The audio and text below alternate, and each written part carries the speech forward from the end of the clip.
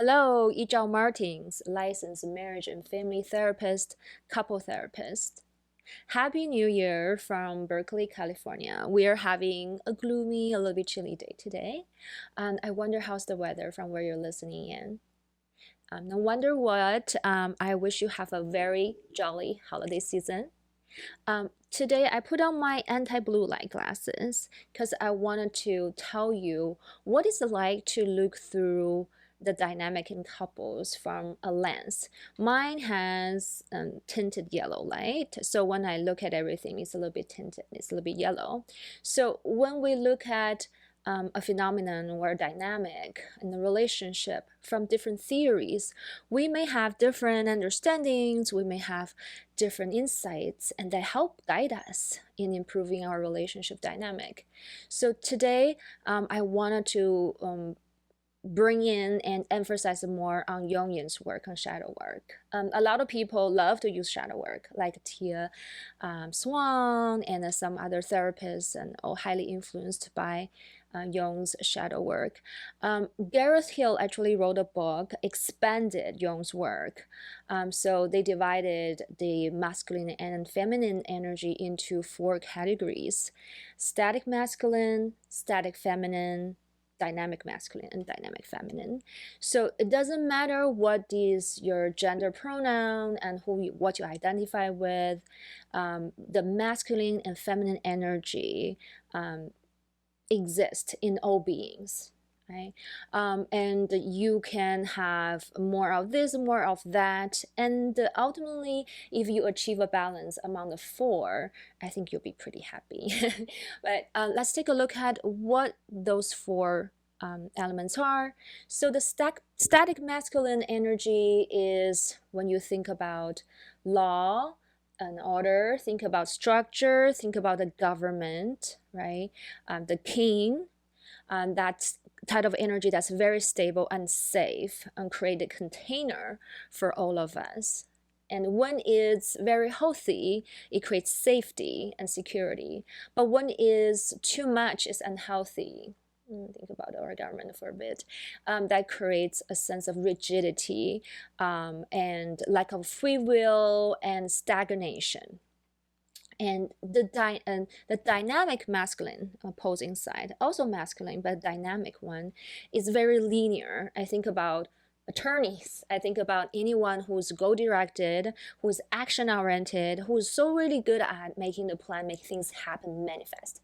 That's the dynamic masculine energy, which the Western world is full of, about productivity, efficiency, right? Getting things done and more and better, faster, right? So that's when it's healthy. It's very goal-directed and very productive and help us to achieve goals in life and get what we want.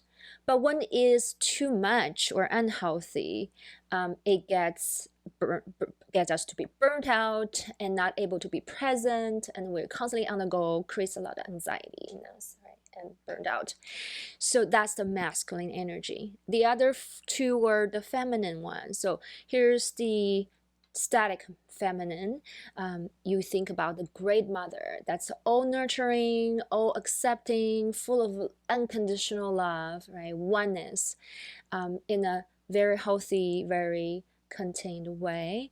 The unhealthy version, when it's too much, you can see lack of boundary, enmeshment, delusion, right? Think about the Kali energy.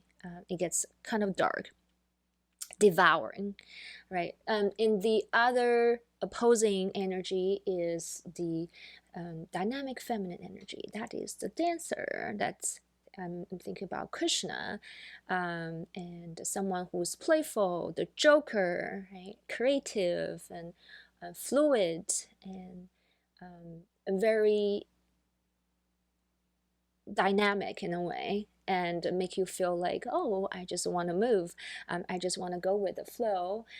It's very freeing. It's a free spirit, right?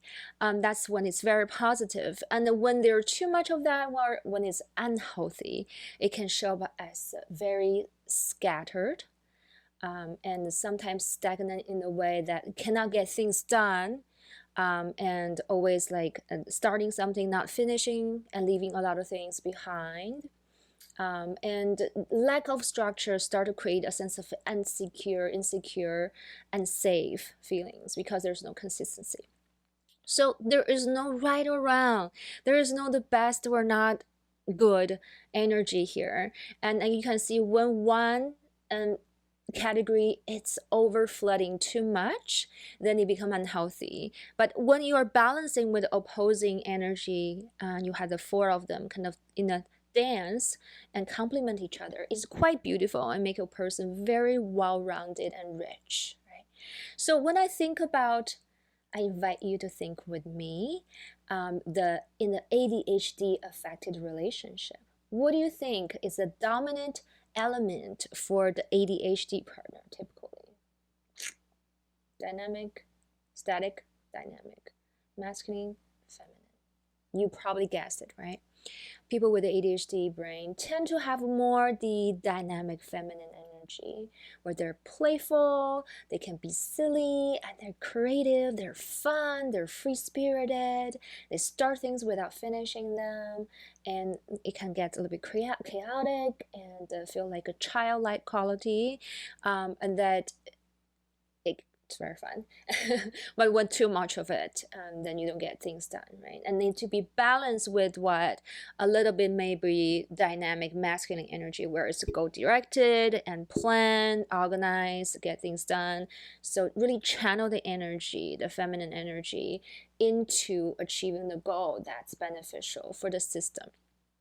So it can also use some of the static masculine energy, where there's some rules and structures, for example, in the household, right, to keep this feminine energy contained. And also for the ADHD partner, oftentimes they have so much internalized shame, with either themselves or their partner provide some static feminine energy, the accepting, the loving, the unconditional love, to really make them feel safe and to channel this dynamic feminine energy into being creative and to achieve your common goals will be very beneficial, right? But if the feminine energy is not healthy and gets critical and blaming, and that shuts down the dynamic feminine energy in the ADHD partner, then you're both losing your precious energy. You cannot use those energy for your common goal anymore, which is quite sad, right? So what do you think, like as the non-ADHD partner, what are you abundant with? Probably more the dynamic masculine energy, where you're goal-directed and you're efficient, you're good at planning and getting things done, but then you're staying in your masculine for too much and excessive. You get burned out and you're losing energy for the system and yourself, and that's also not productive, right? And it become what we call the parent-child dynamic.